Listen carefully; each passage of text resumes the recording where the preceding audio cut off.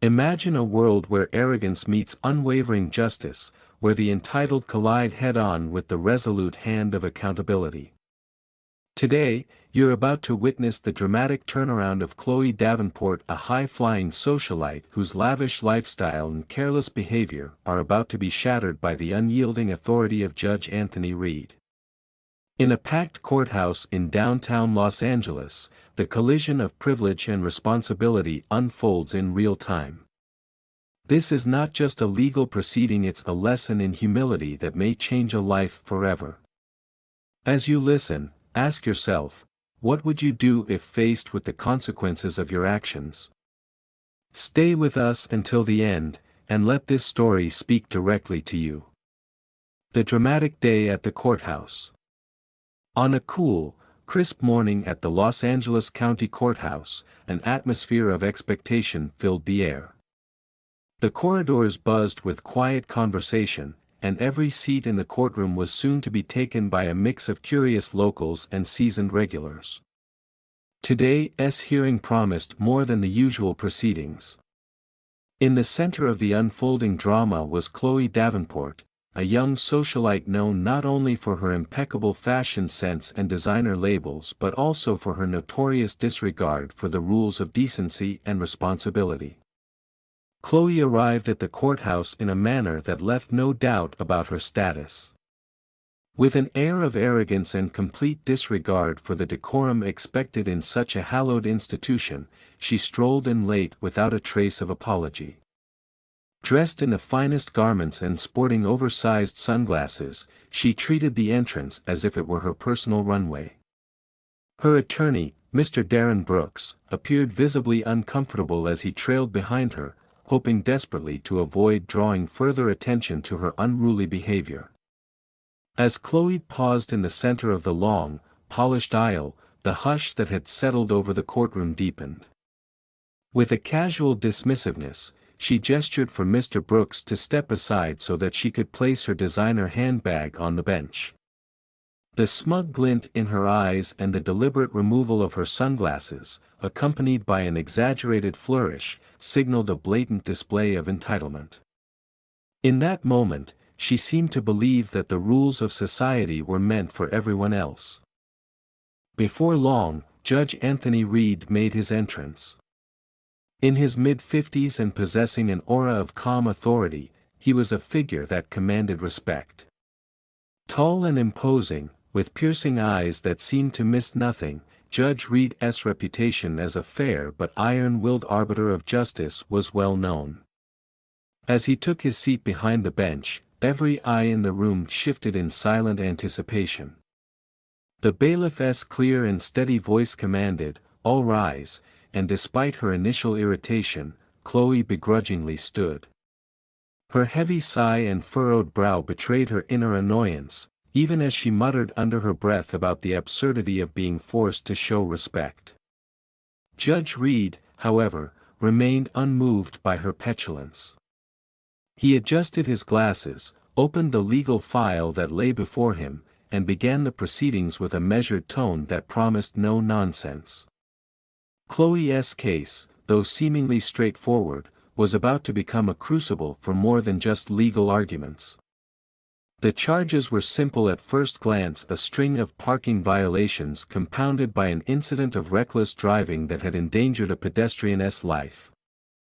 Yet, as the details unfolded, it became apparent that the true drama was not just in the actions themselves but in Chloe's cavalier dismissal of the impact of her behavior. The courtroom confrontation. As Judge Reed started outlining the charges, the tension in the room increased palpably. Chloe, seated in her designer chair, nonchalantly leaned back, crossed her arms, and rolled her eyes, a clear, unfiltered sign of disrespect. Every small gesture was noted by those present, yet Judge Reed continued his explanation with the same calm professionalism, as if daring her to further challenge the authority of the bench. Even the courtroom regulars, those who had seen their share of high-profile cases, sensed that something significant was brewing. The silence in the room was thick enough to cut with a knife. Unperturbed, Chloe continued her display of defiance. Shifting in her seat, she began tapping her manicured nails against the polished wooden table. The sound was loud enough to catch the attention of everyone, including Mr. Brooks, who whispered urgent reminders in her ear. But Chloe brushed him off with a careless flick of her hand. It was as though she believed that her entitlement could somehow mute the solemnity of the legal process unfolding before her. When Judge Reed requested that she confirm her identity, her response was as dismissive as her behavior throughout the day. "Yeah, that's me," she replied without looking up, her tone laced with indifference and a hint of sarcasm. A collective murmur rippled across the room at her casual tone. Judge Reed's eyes, however, held a calm intensity as he repeated, "Miss Davenport," his voice carrying the weight of authority in quiet admonishment. "In this courtroom, we adhere to a strict code of decorum. I suggest you adjust your tone accordingly." Chloe responded with a smirk and a nonchalant twirl of her blonde hair. "Sure thing, Your Honor," she said, her voice dripping with sarcasm, as if mocking the very idea of the judicial process. The courtroom erupted in soft gasps and exchanged glances. Every spectator felt the gravity of the situation, yet Chloe remained blissfully unaware of the storm that her behavior had invoked. Even Mr. Brooks appeared mortified, his head bowing briefly as if to shield himself from the inevitable fallout. Judge Reed, however, did not allow the atmosphere to shift into personal judgment. Instead, he moved seamlessly to address the charges at hand. "Miss Davenport," he began, his voice firm yet calm, "do you understand the charges brought against you today?" Chloe's reaction was a blatant eye roll and an audible sigh. "Honestly, no," she muttered, "it's just some stupid parking tickets and a minor scare because I pressed the accelerator a bit too hard. This whole thing is a waste of time." Her dismissal of the serious nature of the charges caused the entire courtroom to fall into a deeper silence. Judge Reed then carefully closed the file in front of him, removed his glasses, and placed them deliberately on the bench. For a few long, heavy seconds, the courtroom seemed to hold its collective breath. When he finally spoke again, his tone was measured and laden with authority. "Miss Davenport, I would advise you to choose your words carefully from this point forward." The emphasis in his voice resonated with every person in the room, signaling that Chloe's cavalier attitude would no longer be tolerated. Chloe's only response was a shrug paired with an utterance of "it's true," as she leaned forward with an air of defiance. "It's not like I hurt anyone," she continued, dismissing the gravity of the situation with a casual wave of her hand. Yet, what she failed to comprehend was that her indifference had now captured the full, unwavering attention of Judge Reed, whose silence was about to speak louder than any outburst. The moment of no return. Judge Reed's eyes remained locked on Chloe as he continued, "Your case is not simply about reckless driving, it is about the impact of your actions on another human being." With deliberate care, he referenced the incident that had brought the courtroom together. "Do you recall the incident that occurred 2 weeks ago? The one that brought you here today?" Chloe, clearly disinterested and bored, merely shrugged, replying in a tone that suggested the matter was trivial. "Some guy stepped off the curb, I honked, he moved on, it's really nothing more than that." At that moment, Judge Reed's expression changed imperceptibly. A slight narrowing of his eyes hinted that the next words would leave no room for misunderstanding. He reached for a document on the bench and began to read aloud, "Let the record show that the pedestrian involved in this incident is Mr. Benjamin Clark, a 67-year-old retired educator who was crossing the street legally when you, Miss Davenport, accelerated in such a manner that caused him to stumble and injure his wrist." His voice was firm, leaving no doubt that the incident was far from insignificant. Mr. Clark had required medical attention and continued to suffer the consequences of Chloe's recklessness. For the first time that day, Chloe's confident smirk faltered. A fleeting glance at Mr. Brooks, who had tried once more to advise her, was met with her dismissive wave. "I didn't hit him," she mumbled, as if trying to convince herself, even as Judge Reed continued his precise recounting. "He's fine." But the judge's next words cut through the courtroom with unmistakable authority. "Does this sound like a case of no harm, no foul to you?" Chloe's eyes rolled once more as she muttered a soft, almost inaudible "sure, whatever." Yet Judge Reed pressed on, his tone growing more deliberate with every sentence. "Miss Davenport, your dismissal of Mr. Clark S. Payne, and your apparent indifference to the repercussions of your actions, is not just troubling, it is unacceptable. The law does not consider the size of the offense, but rather the impact on the lives affected." His words, spoken with calm conviction, rippled through the courtroom, leaving everyone present with a profound sense of gravity. With the tension now palpable, Judge Reed's voice adopted a more conversational cadence as he addressed Chloe directly. "Let me clarify something for you, Miss Davenport. The charges against you include not only reckless driving but also endangering a human life. Your actions, as callous as they have been, carry consequences far greater than you can imagine." Chloe's nonchalance was now intermingled with a hint of uncertainty, a subtle crack in her facade that did not go unnoticed by the judge or the gathered audience. Before Chloe could interject, Judge Reed continued, "You see, the measure of accountability is not determined by the magnitude of the crime alone, but by its ripple effects on the community. Do you understand the full weight of what you have done?" Chloe's dismissive scoff and sarcastic retort did little to dispel the seriousness of the matter. Instead, it only reinforced the judge's determination to make her realize the value of empathy and responsibility. The sentence that changed everything. The atmosphere in the courtroom shifted again as Judge Reed leaned back slightly, his presence commanding every eye. "Miss Davenport," he began once more, "your lack of remorse and your continued defiance of common decency have left me with no choice but to issue a sentence that I believe will help you grasp the true impact of your actions." At that moment, the air seemed to thicken with anticipation.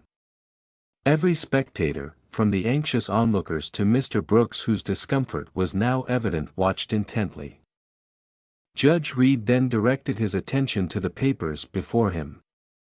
"In addition to the fines already imposed and the 200 hours of community service, I am ordering you to spend the next 30 days volunteering at the downtown women's shelter." His words, delivered in a tone that mixed authority with a glimmer of hope, resonated deeply in the silent courtroom. "There, you will work alongside individuals who have faced hardship often through no fault of their own. Perhaps by experiencing their struggles firsthand, you will come to understand the true cost of your actions." A collective murmur spread throughout the room, the shock of the unprecedented sentence mingling with the realization that justice was not merely punitive but transformative. Chloe's initial reaction was one of disbelief, a mix of indignation and incredulity.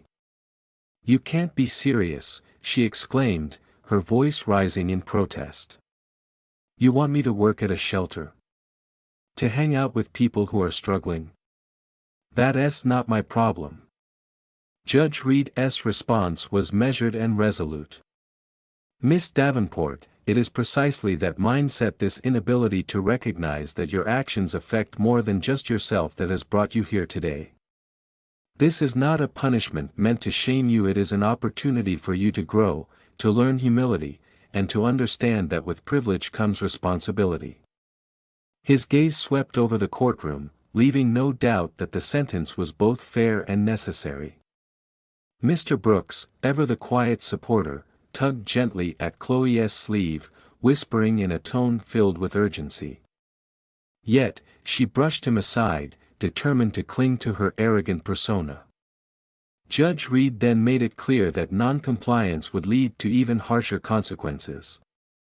If you fail to complete your community service and to participate in the programs at the shelter as ordered, you will find yourself back in this courtroom under far less favorable circumstances. His warning was delivered with a calm finality that silenced even the most skeptical onlookers. Even as the judge's words sank in, the courtroom's atmosphere grew heavy with the realization that this was no ordinary sentence. Mr. Clark, the injured pedestrian, sat quietly in the gallery with his arm in a sling. His weathered face, marked by disappointment rather than anger, spoke volumes about the pain he had endured not out of malice, but because of the negligence of someone who had once taken life for granted. The unexpected twist of redemption. Then came the moment that would leave an indelible mark on everyone present. Judge Reed paused, his eyes never leaving Chloe's, and continued in a tone that was at once both stern and empathetic. Miss Davenport, your case represents more than just a series of legal infractions. It is a mirror reflecting a society in which privilege often obscures accountability. I have taken into careful consideration not only the violation of the law but also the profound impact of your actions on the lives around you. His voice softened ever so slightly as he added, today, justice is not only being served, it is also being taught. At that precise moment, Mr. Clark shifted in his seat. Despite the pain and disappointment etched into his features, there was a quiet dignity in his eyes, a testament to the strength of his character. Judge Reed leaned forward, as if to ensure that every word was imprinted in the hearts and minds of those present. I want you to know, Miss Davenport, that the consequences of your actions extend far beyond fines and community service. They reach into the lives of real people, like Mr. Clark here, who have experienced firsthand the vulnerability of being treated as expendable. The courtroom was silent, the tension so thick that even the soft scratch of the court reporter's pen seemed amplified. Chloe's initial defiance began to crumble. For the first time that day, a flicker of genuine worry passed over her face. What am I supposed to do? She asked, her voice betraying a mix of uncertainty and a dawning realization that her life might not be as controlled as she had always believed. Judge Reed's next words were delivered with a quiet resolve. You will report to the downtown women's shelter every morning at 8 a.m. Your supervisor there will provide weekly progress updates. This is your chance to witness, firsthand, the struggles that many face every day and to learn from them. The pronouncement reverberated around the courtroom. For a moment, silence reigned, as if the building itself was absorbing the weight of this transformative sentence. Chloe's face flushed with a mixture of anger and disbelief. Her once unshakable confidence was visibly eroding under the scrutiny of a justice that was both firm and fair. As the judge's final remarks neared, his tone took on an almost paternal quality. This courtroom does not exist to humiliate or to belittle you. It exists to uphold justice and, when possible, to help you rediscover your humanity. Your sentence is not a mark of shame, but an invitation to learn, to empathize, and ultimately, to grow. His gaze swept over the room, capturing the attention of every spectator, and then he added, do you know what Mr. Clark said when he was asked about his feelings regarding your actions? Before Chloe could muster another retort, a soft voice emerged from the gallery. Mr. Clark, with a calm and measured tone, stated simply, I don't want you to fail. I just hope you learn, because if you stop learning, you stop growing, and that is when we all lose a part of our humanity. His words struck a chord, resonating deeply with everyone present. Even Chloe, who had so long dismissed the concerns of others, could no longer ignore the truth in his simple, heartfelt statement. The beginning of a transformation. With the final pronouncement delivered, Judge Reed concluded the proceedings by stating, this court is adjourned. The gavel came down with a decisive crack, echoing through the silent hall as the judge rose from his seat and exited the courtroom. In that instant, the transformation of the day became undeniable. Chloe sat in stunned silence, her earlier defiance replaced by an emerging sense of introspection that threatened to dismantle the carefully constructed walls of her privileged existence. Outside the courtroom, reporters swarmed, cameras flashing as they attempted to capture every nuance of the dramatic sentencing. Chloe's name was already a headline, a symbol of socialite recklessness intertwined with a moment of stark judicial resolve. When asked for her comment, she offered nothing more than a terse no comment, dismissing the gathering throng of journalists as she hurriedly made her way to a waiting car. Yet inside that car, as the doors closed and the cacophony of voices faded into the background, the reality of her situation began to seep in. The life she had known, a life of luxury, indifference, and isolation, was now irrevocably altered by a single sentence that was meant to instigate growth and redemption. That very evening, as twilight descended over Los Angeles, Chloe found herself at a crossroads. The cool air and fading light seemed to mirror the transformation beginning within her. The echoes of Judge Reed's words and the quiet, steady voice of Mr. Clark haunted her thoughts as she drove away. Each mile on the journey home was a reminder that no amount of privilege could shield her from the consequences of her actions, and that true change, however painful it might be, was inevitable if she chose to learn. In the days that followed, Chloe reported to the downtown women's shelter as ordered. The modest building, bustling with activity and filled with the warm hum of human connection, was a world far removed from her usual designer boutiques and exclusive events. At the shelter, she was met by a no-nonsense staff member, Ms. Evelyn Carter, who greeted her with a firm yet welcoming smile. "You must be Chloe," she said, her tone friendly and direct. "Welcome. Let us get you started." At first, every moment at the shelter felt foreign and uncomfortable to Chloe. The day's work helping to prepare meals, serving food to those in need, and cleaning up afterward was a far cry from the life of ease she had grown accustomed to. However, as the hours passed, a subtle shift began to occur. In the genuine smiles of the shelter's guests, in the quiet determination of the staff, and in the heartfelt stories shared over a humble lunch, Chloe started to see the world through new eyes.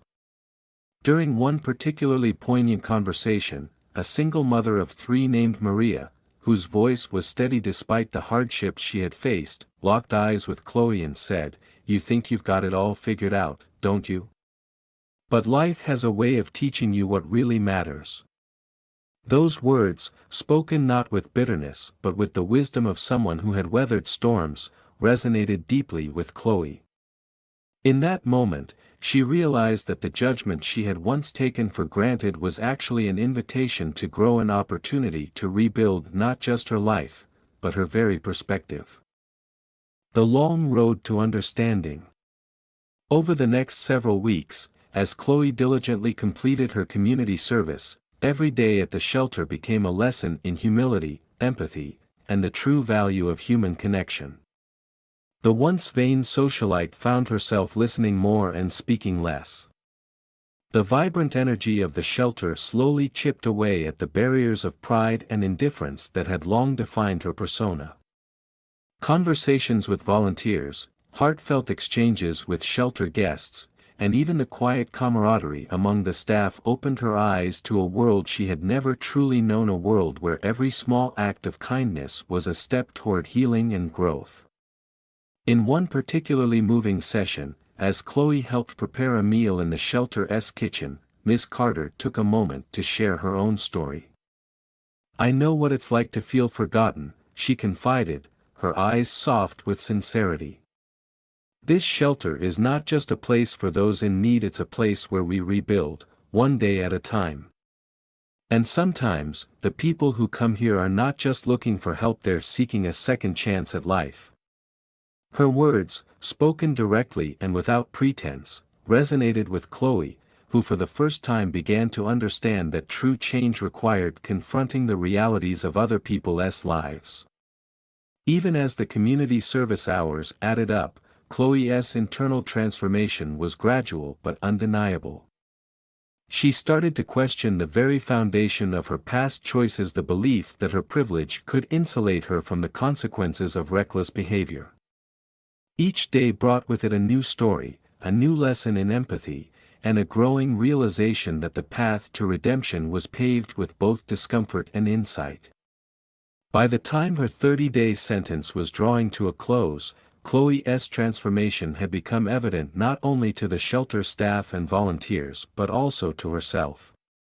Gone was the unyielding arrogance that had once defined her. In its place was a quieter, more introspective version, a woman who had come to understand that real strength lies in vulnerability, and true growth in the willingness to change.